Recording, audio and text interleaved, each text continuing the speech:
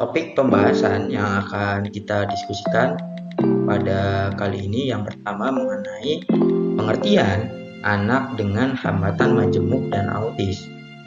Kemudian yang kedua, hambatan anak dengan hambatan majemuk dan autis. Dan yang ketiga mengenai kebutuhan anak dengan hambatan majemuk dan autis, serta yang terakhir mengenai layanan pendidikan dengan hambatan majemuk dan autis. Pendidikan adalah hak asasi setiap manusia, termasuk mereka yang memiliki hambatan majemuk dan autisme.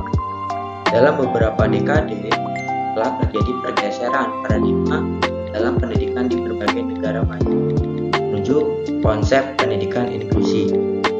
Jadi pendidikan itu merupakan hak segala bangsa, dan oleh sebab itu maka tidak boleh adanya diskriminasi setiap individu maupun setiap orang dalam mengenyam pendidikan, baik itu orang yang masih dianggap normal ataupun orang yang memiliki kebutuhan khusus gitu.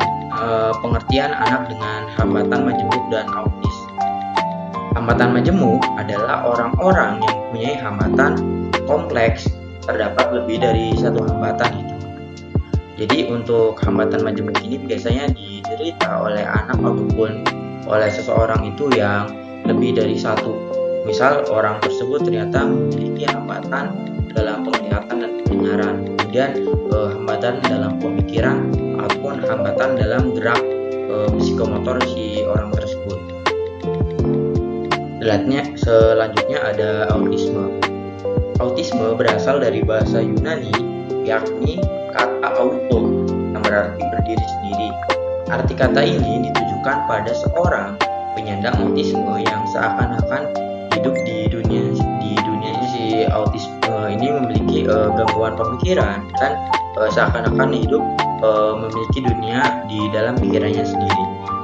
Hal itu pun diperkuat ya menurut pendapat Handojo tahun 2004 nomor 15 mengenai penyebab autisme bisa terjadi. Beliau membagi beberapa fase ya. Yang pertama pada saat kehamilan pada trimester pertama gitu. Jadi faktor seperti genetik, keturunan itu juga terpengaruh ataupun sangat berpengaruh pada anak ketika masih di dalam kandungan. Kemudian juga ada faktor seperti infeksi, baik itu oleh zat-zat adiktif, bahan pengawet, kemudian ada penyakit juga seperti rubella dan obat-obatan yang tidak cocok. Selanjutnya ada hambatan anak majemuk dan autis.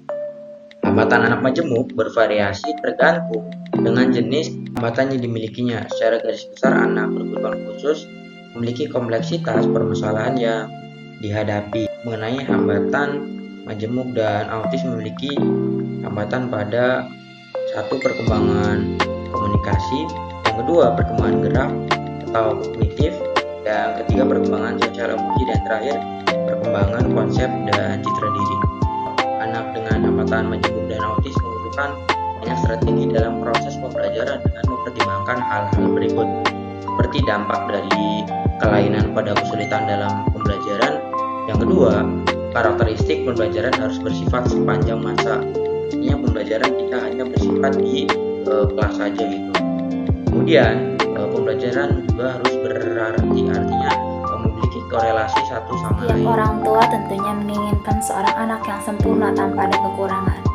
Tapi setiap manusia tidak ada yang sempurna di dunia ini. Allah menciptakan manusia dengan sedemikian rupa dengan keunikan yang mereka miliki. Entah itu kekurangan secara terlihat ataupun tidak.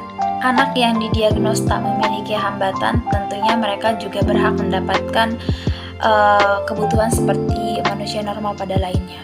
Entah itu dalam segi pendidikan, kesehatan, maupun dan teruntuk anak-anak yang didiagnos tak memiliki hambatan autis, mereka juga perlu bagaimana caranya mengelola emosi mereka agar tidak menyakiti diri mereka. Dan ini adalah salah satu contoh luar biasa dan ketelatenan seorang ibu dalam menenangkan emosi anak yang sedang tantrum.